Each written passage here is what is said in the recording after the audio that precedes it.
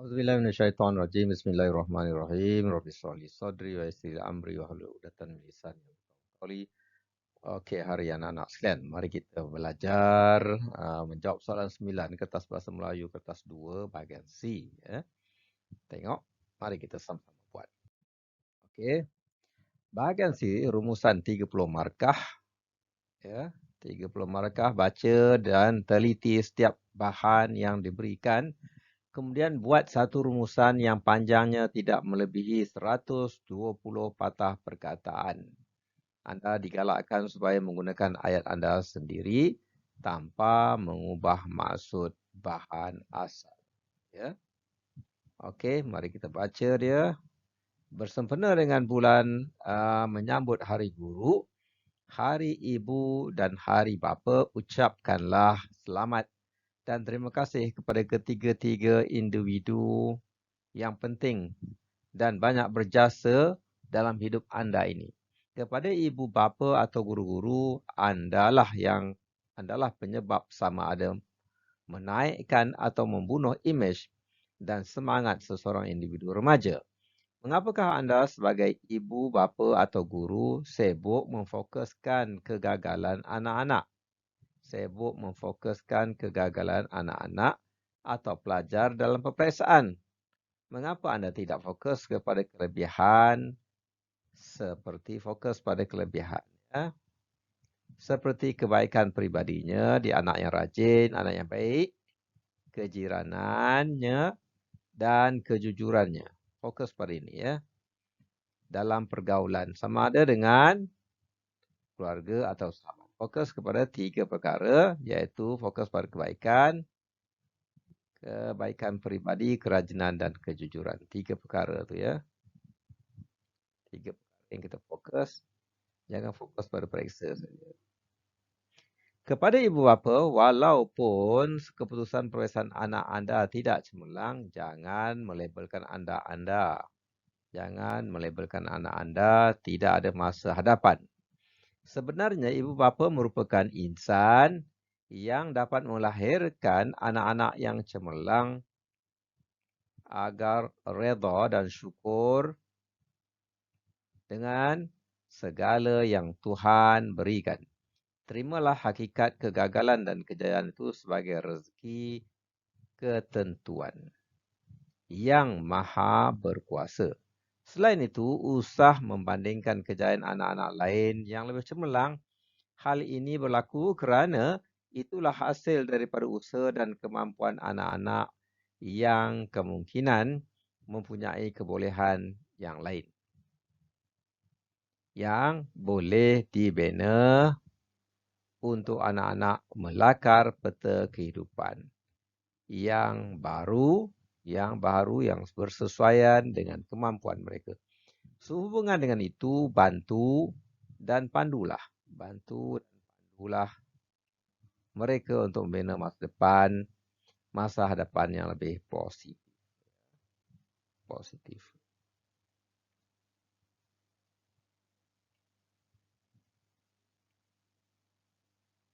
Okey.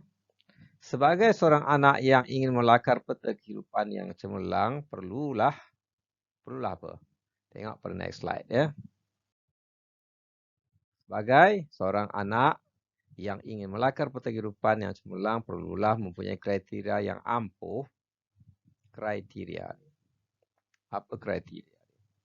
Agar dapat mendepani cabaran yang baik. Fokus ketika pengajaran guru di sekolah merupakan tuntutan penting. Fokus ataupun khusyuk. Tuntutan penting diberikan penekanan kepada anak-anak. Dari aspek kerohanian, anak-anak mempunyai kekuatan akidah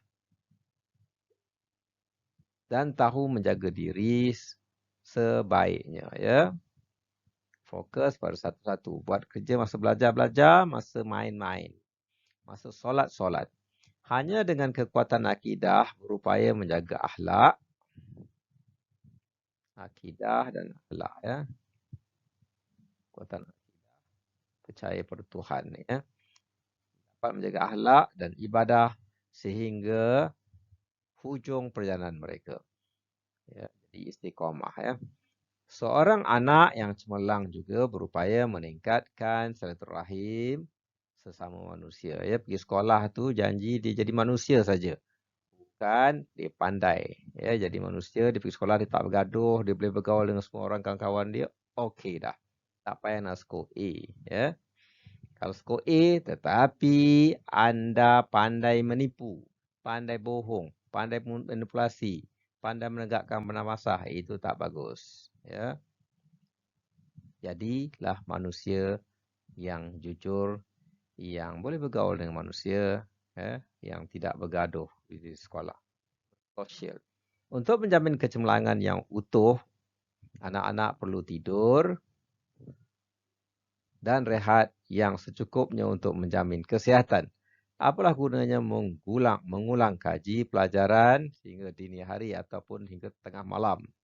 Dan esoknya anda bangun lewat untuk bersiap dalam keadaan kelang kabut dan melangkah ke sekolah dalam keadaan tidak bermaya kerana tidak cukup tidur. Tidur awal ya. Selain itu, anak-anak berupaya mencari rezeki dan membina kekayaan. Berupaya ya, upaya. Biarlah anak-anak hidup dengan rezeki yang sedikit tetapi berkat. Ya, sedikit tetapi berkat. Oleh itu, sebagai anak, balaslah jasa ibu bapa anda selagi mereka hidup dan berilah mereka kasih sayang dan kebahagiaan. Okey, dipetik dan diubah suai daripada bimbing remaja melakar peta kehidupan. Okey, oleh Datuk Profesor Muhayyam. Okey, dari macam mana kita nak ringkaskan ini kepada 120 perkataan. Pertama sekali, kita anak-anak disuruh hargai ibu bapa dan guru. Okey, pengorbanan dia. Hargai ibu bapa dan guru. Yang kedua, ibu bapa pula. Dia kena faham anak-anak itu tugas dia apa. Bukan belajar saja, tugas dia adalah menjadi manusia. Ya, yang cemerlang ya. Kemudian manusia yang mana? Seimbang antara rohani, fizikal dan kebatinan dia. Rohani, fizikal dan batin. Okey. 124 perkataan ya. Kemudian buat pendahuluan di sini. Kemudian buat kesimpulan. Kesimpulannya, anda anak-anak hormati ibu bapa, pergi sekolah, cukup tidur, cukup makan, cukup segala-galanya yang seimbang. Ya, waktu makan-makan, waktu main-main, waktu tidur-tidur. Kemudian disiplin, ya, istiqomah disiplin dengan rohani yang mantap. Okey.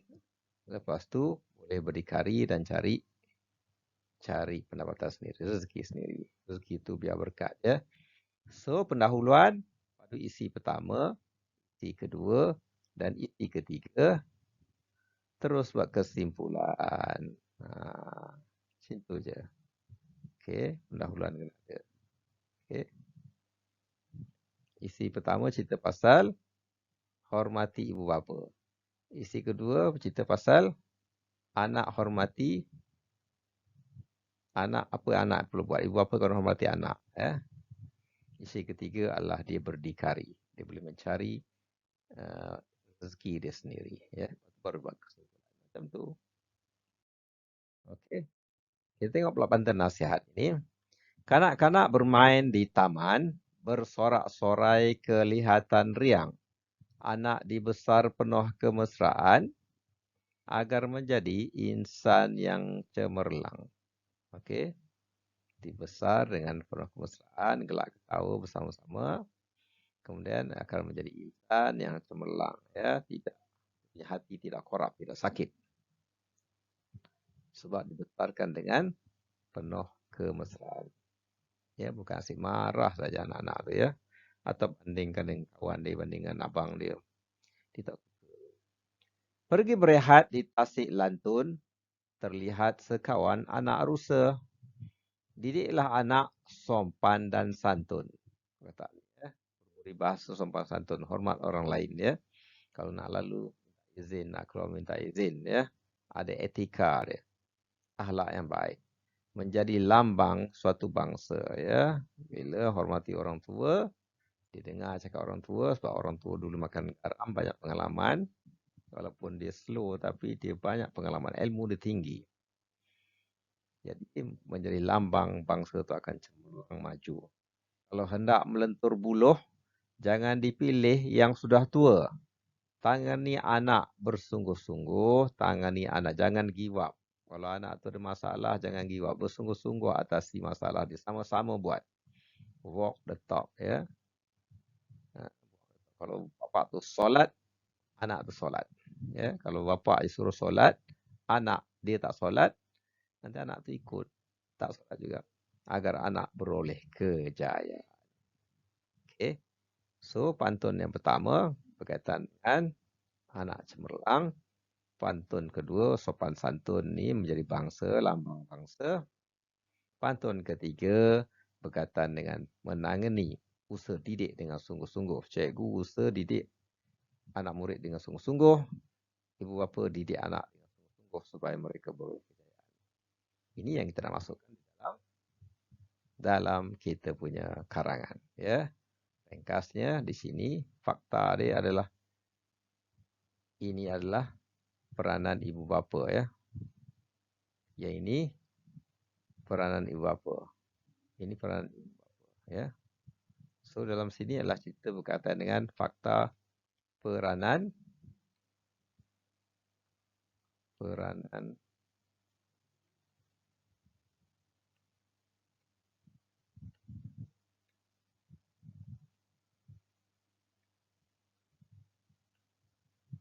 ibu bapa guru. Okey. So kita ada 3 perenggan yang kita kena buat.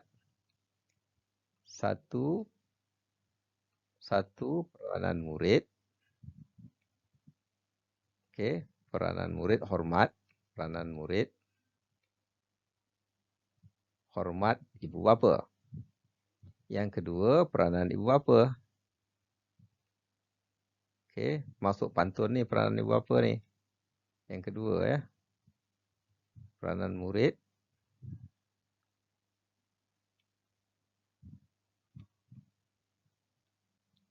okey. Peranan murid terhadap ibu bapa ya. Yang ketiganya adalah okey, tugas murid berdikari. Tugas dia. Okey, tugas dia. Okey, itu fakta. 3 perenggan cukup. Satu, peranan murid menghormati ibu bapa dan guru-guru. Macam mana peranan dia? Taat perintah dia, ikut saja. Yang kedua, peranan ibu bapa dan guru ni dia dah bagi dah ni. Peranan ibu bapa dan guru ni dia bagi pantun ni. Dalam satu perenggan tu ada 3 isi kandungan. Ada 3 fakta. Kemudian tugas murid adalah mencari rezeki, belajar. Okey. Tugas dia, ya. Dan menjadi manusia yang baik, ya. Itu tugas dia. Satu kita jawab. Okey, soalan 9 kita tengok rumusan dia macam mana kita cara 30 markah. Ya. Markah penuh 30, isi 20 markah dan bahasa 10 markah. Ya, isi 20 markah, panduan mengira perkataan, perkataan yang dikira sebagai satu perkataan. Nama khas, perkataan berganda, perkataan kata sendi, ke dan di, tarikh, angka yang ditulis dengan nombor dan perkataan, gelaran, penanda wacana.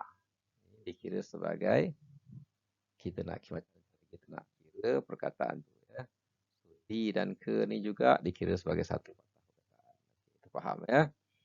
Kemudian kita kira dan tanda jawapan calon setakat 120 patah perkataan sahaja. Lebih pada tu tak ada markah. Ya. Jangan tulis panjang-panjang. Setakat 120 aja. Lebih pada tu tak ada markah.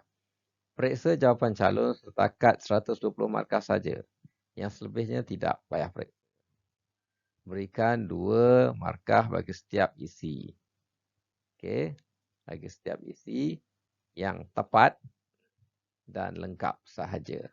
Calon perlu mengambil sekurang-kurangnya 1 isi daripada setiap fokus dan daripada pantun yang yang diberikan tadi ya. So isi itu 1, dalam 1 perenggan ada 3 isi. Alright, tentu ya. Okey, boleh jawab. Semoga bermanfaat. Kita akhiri dengan Farah dan surah Wal Asr. Subhanallah. Okey, kita tengok pemeriksaannya. Lagi satu yang ke-6. Yang ke-6, berikan 2 markah bagi setiap isi yang tepat dan lengkap. Okey. Calon perlu mengambil sekurang-kurangnya 1 isi daripada setiap fokus. Kita dah bincang tadi. Jumlah isi maksimum yang diterima daripada semua fokus dan semua bahan ialah 8 isi sahaja.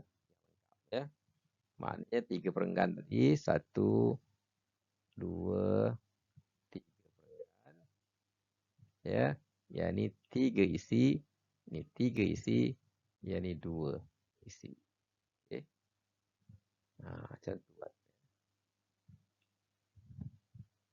Ni 3. Okey. Okey, macam tu. Okey, apa yang kita nak buat adalah pendahuluan 2 markah. Okey. Kan bagaimana cara mendidik anak, cara menghormati guru, cara peranan murid. Okay. Peranan ibu bapa, peranan murid dan tugas murid itu apa. Kemudian isi, okay, ambil fokus yang pertama, langkah dan usaha dia. 4 markah. Bila ambisi 4, markah dia ada 16 kat sini. Okey. Fokus 2, punca dan cabaran. 3, isi. Isi bahan 2. Fokus 1. 1 markah. Fokus 2. Ini langkah dan usaha dan cara. 1 markah. Dan fokus 2, punca dan cabaran. 1 markah. Isi bahan 3. Fokus 1. 2 markah. Langkah-langkah dia. Kemudian jumlah isi 11 sekali. Jumlah markah dalam isi ini ada 16. Okey. So, kita ambil 3 perenggan ya. 3 perenggan. Isi 1. Isi 2. Isi 3. Okey, macam tu ya. 3 perenggan yang perlu dibuat ya. Kemudian total markah penutup adalah 2 dan total markah adalah 20. Okey. Mudah? Boleh jawab? Okey. Cukup setakat.